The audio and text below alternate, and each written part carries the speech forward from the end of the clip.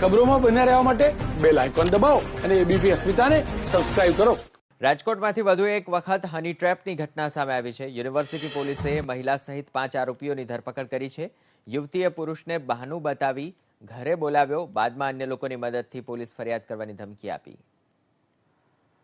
અત્યારે પ્રાઇમરી ઇન્ટ્રોગેશનમાં લાગે છે કે આવી ઘટનાઓ બનેલી છે, આ ટોળકીએ કરેલી છે અને અમે મીડિયાના માધ્યમથી લોકોને અપીલ પણ કરીએ છીએ કે આવી જે કંઈ પણ ઘટના બની હોય તો પોલીસમાં એફઆઈઆર માટે આવે। ખાસ આ લોકોની મિત્રતા છે। આમાંથી 2 આરોપી છે જીઆરડી છે અને આ જે મુખ્ય આરોપી છે આશિષ, એ સ્પા ચલાવે છે અને એ સંદર્ભે એમની મુલાકાત થઈ છે।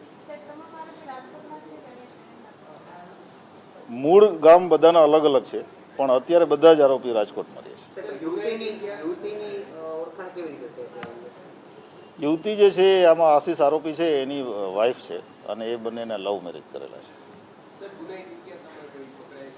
આમાંથી જે મુખ્ય આરોપી છે આશિષ મારવાડિયા, એ બાઇક ચોરીમાં એક વખત તાલુકા પોલીસ સ્ટેશનમાં જ આવી ગયેલો છે।